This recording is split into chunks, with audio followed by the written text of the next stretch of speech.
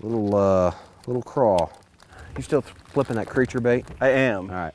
It's a paddle-like bait. It's called a rodent. Is that a Strike King? Yeah, it moves a lot of water. It's got like 4 different appendages, and it's got great action. The fish really do like this bait. They come for it. Oh, that was teamwork, buddy. I tell you what, I cannot.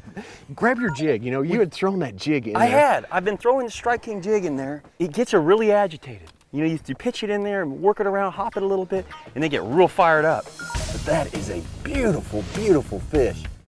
Well, I've tried a lot of different colors. But Is that those new Rage Crawls? New Rage Crawls.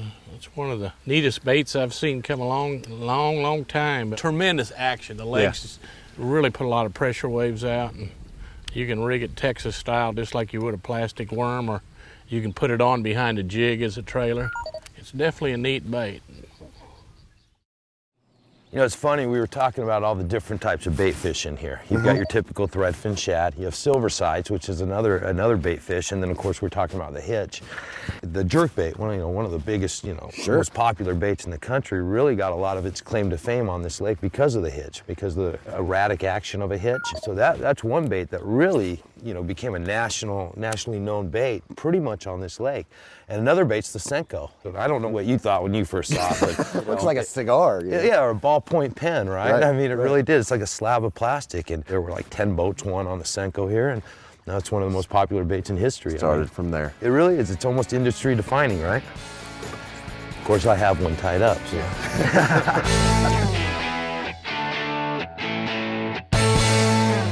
How do you choose what type of frog you're gonna select? The seismic type frogs, the little swimming frogs and stuff are great when you've got a little ripple on the water, a little bit of wind. I tend to move more towards the snag-proof type frogs or the sumo frogs, a little slower presentation when the fish seem a little more lethargic. In the case that we have today, I've got a popping frog here. It gives me a little more commotion over open water. I can almost use it like a popper, like a Rico or something. It gives it a little more commotion, and it's kind of like going to a party, Sometimes when you go to the party, you don't want to just walk in and just be all over the place. You know what I mean? You kind of want to silently get in there and kind of see what you're looking at. You know what I mean? Right, that's right. So sometimes you want to be subtle.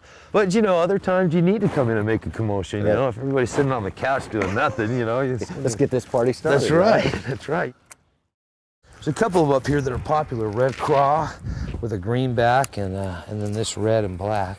A lot of guys do a lot of different things with these crankbaits. They weight them down. They even troll them and do very well. Some guys have filled them with lead. And the truth of the matter is this bait is so good. Norman's got this bait right. You don't need to do anything but throw this bait around deep rock and you're going to catch plenty of fish. And that's just another chunk. My goodness gracious. Cypress trees are really deceiving because they're fairly straight. They don't have a whole lot of branches like a big oak or something like that. It's a fairly straight trunk, but when it gets to the bottom, it flares out.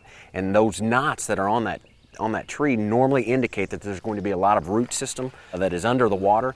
And that's a good thing because those knees that we had talked about earlier, those are like it kind of has it, like Scott said, almost like it has its own brush pile underwater. It's exactly right. I mean, they're kind of shaped like a bell. Yeah.